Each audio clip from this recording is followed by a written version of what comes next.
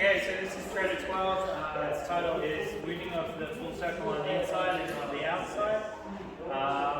So I was expecting that to be us, but it's all about when they're doing the wound of the circle to my inside. So the first one is talking about hitting me on the inside, so we presume this is the line across. I just get Lois to do that, first into here. Okay, so the first one they say is in the middle of the spiral, I will subject the blade and thrust to a collateral. Right collateral. The way I normally, my normal execution is to toe and come into the thrust here. But if we assume there's not actually an attire that we're using and we're just trying to use some sort of subjection, it might look a little more like this. So it comes around, I'm up into this line. I'm still using my transverse to give me a little more strength in my going across, and turning the edge on to give me control of that way.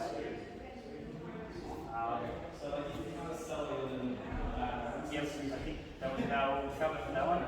The next one is they're saying if they finish their spiral and they're coming at me, so this is where they're thrusting in, it says to form a triangle and finish with the conclusion. I assumed it would be this sort of triangle where I'm retiring on the inside, but I think we've worked out that that just doesn't work. So if you see it here, it's like I'm on the wrong side of the blade. So I think we're going to go into our normal defense, which is this, where we're triangling. They called it turning of the hand in the last play, but probably say then I can finish very easily with a conclusion. Okay, thanks. Okay, so this is Treta 12 again. This is the wound of the full circle to the outside.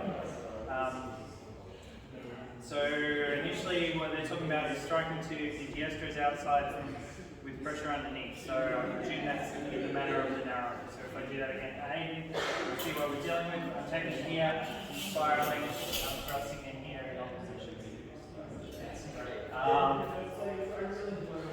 The action he says to do is during the spiral to decrease my sword, which could be a decrease of strength or a withdrawal of the sword, and place the point, what do they call it? The distressor over their distressor, which seems pretty loose. It could be my skill over the skill, the opportunity over the opportunity.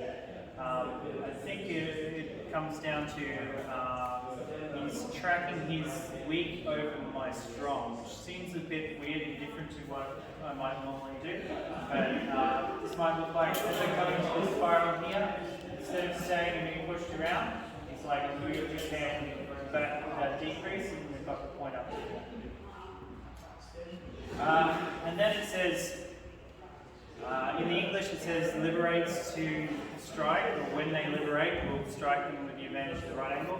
But it could also mean when they start their action or start their attack. So we've tried it out on both sides and we'll see how that goes. But essentially what we're saying is to thrust by curving ourselves around our centre and keeping the swords very close to their sword, or following next to their sword, or using the advantage of the right angle. So I think we can see that done in this first case.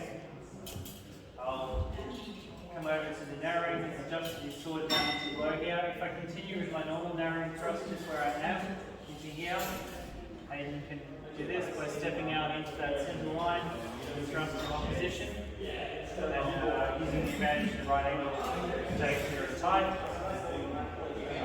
Similarly, if we do this again, and this time once you get over to here and you move down to here, perhaps I've read that or detected that threat, and I'll come over to here, use his advantage of